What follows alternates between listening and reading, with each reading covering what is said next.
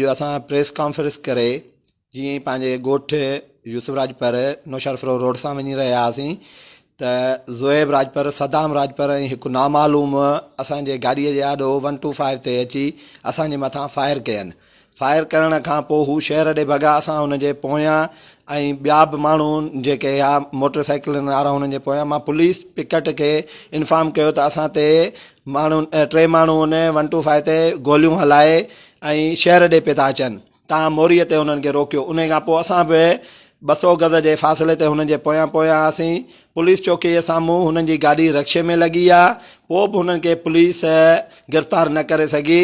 उन जे बावजूदि जॾहिं पुलिस हुननि जो पीछो कंदी अॻिते वई ऐं माण्हू शहरी त हुन पुलिस जे मथां फायरिंग कई। पुलिस बि हुननि जे मथां फायर कयो।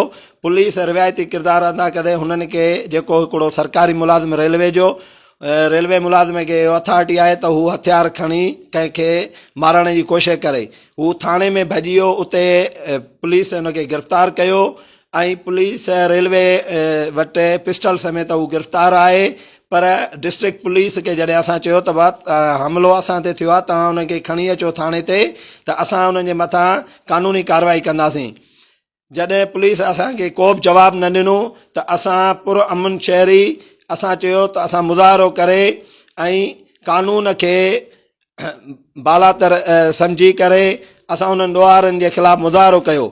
पुलिस SHO राणा जमशेद असां मौतमार धमकियूं ॾिनियूं ऐं हुन चयो त धरणो ख़तमु कयो, न त मां तव्हां सां घटि न कंदुसि। मां DSP नौशर Afroz, SP नौशर Feroze, DIG Shaheed Benazirabad, IG Sindh, session court, high court, supreme court, वज़ीर आज़म पाकिस्तान ऐं आर्मी चीफ खां मुतालबो थो कयां, छा हिकिड़ो SHA खे इहो ऑर्डर आहे त केरु कंहिं ते कातलानो हमिलो करे ऐं पुलिस वारो SHO या रुश्वत वरिती अथई या हुनजे पोयां कंहिं ॿिया ॻुझा हथ आहिनि।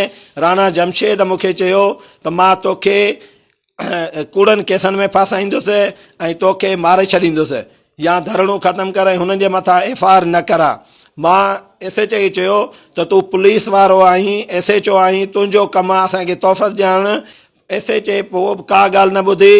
मां सभिनि वस वारनि खे अपील थो कयां ऐं उन्हनि खां गुज़ारिश थो कयां त SHO राणा जमशेद ऐं मूं ते जिन कातलानो मूं ते मुंहिंजे मामा ते कातलानो हमिलो कयो आहे आजिज़ राजपर ते, ज़ोएब राजपर, सदाम ऐं 3 नामालूम, उन्हनि खे गिरफ़्तार करे पाण मुरादो हुननि ते केस दाख़िल करे। जेकर राणा जमशेद ऐं उन्हनि 3 जिन असां ते हमिलो कया आहे उन्हनि जे ख़िलाफ़ु केस दाख़िल न कयो वियो त असां सिंध सॼीअ में हड़ताल जी कॉल ॾींदासीं ऐं नेशनल हाईवे बंदि कंदासीं। ऐं मां ख़ासि करे रेलवे SHO पडीदन ऐं DS सखर खां मुतालबो थो कयां त पंहिंजे करप्ट अमले जे ख़िलाफ़ु पंहिंजे कानून मुताबिक़ क़दम खयूं वञे।